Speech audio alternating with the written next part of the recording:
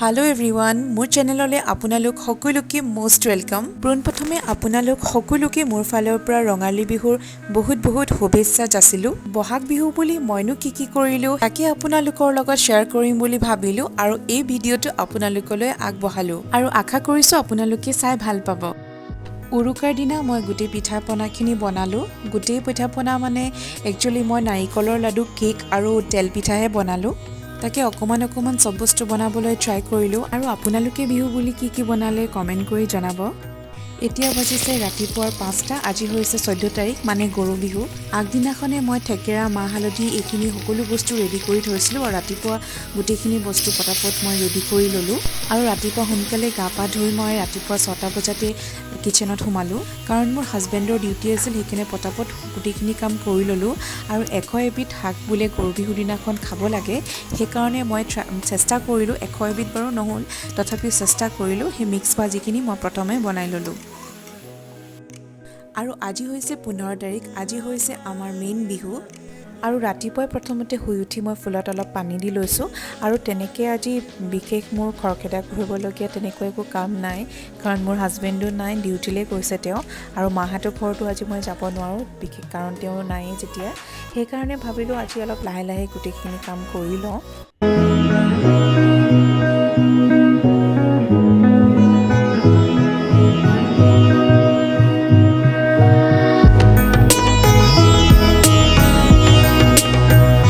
আজিৰ দিনটো এনেকৈ পাৰ হৈ গ'ল। একো বিশেষ নাছিলে কাৰণ মোৰ হাজবেণ্ডো ঘৰত নাছিলে, ডিউটি গ'ল। সেইকাৰণে আজিৰ দিনটো মই এনেকৈ পাৰ কৰিলো।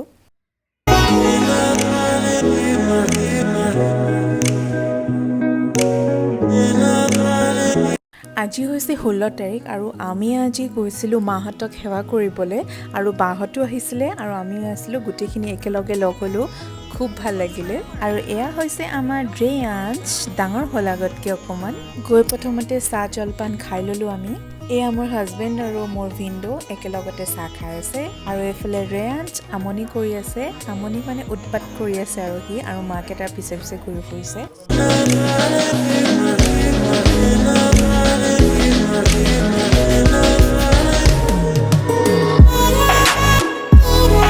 এয়া মায়ে জলপান ৰেডি কৰি আছে আমাৰ কাৰণে আৰু ভাত পানী বনাই মা একদম ৰেডি হৈ আছে আৰু এয়া চাহ উতলি আছে। তেন্তে আমি প্ৰথমতে চাহ জলপান খাই লওঁ।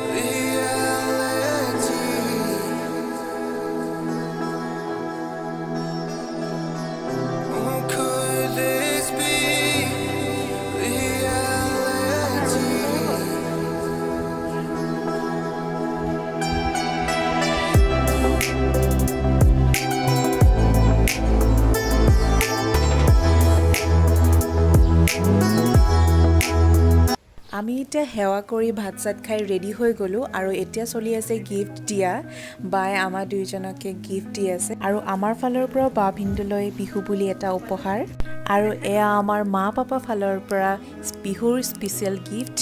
মা আৰু পাপা ফালৰ পৰা এটা ধুনীয়া গিফ্ট, একচুৱেলি ক'বলৈ গ'লে এটা বিশেষ ধৰণৰ গিফ্ট। এইটো হৈছে বানকাঁহী। আমাৰ দুইজনীকে দিছে এখন বানকাঁহী।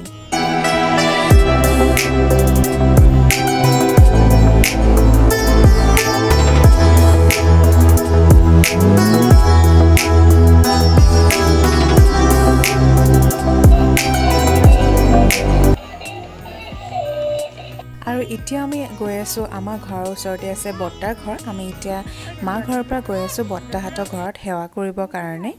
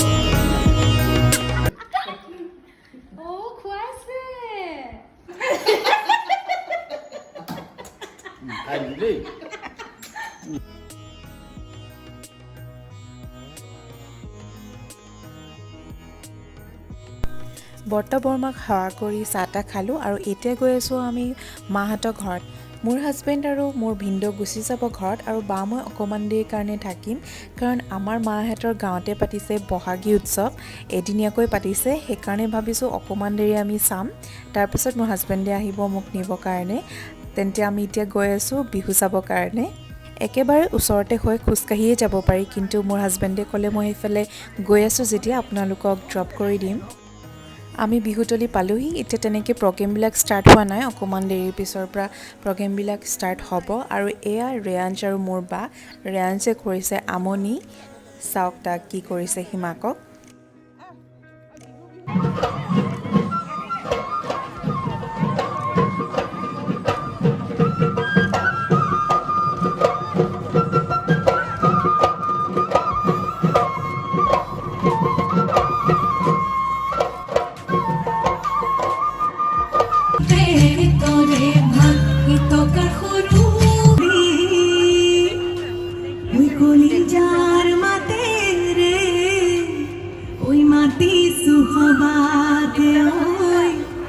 বিহু গাওয়াতাই মিলি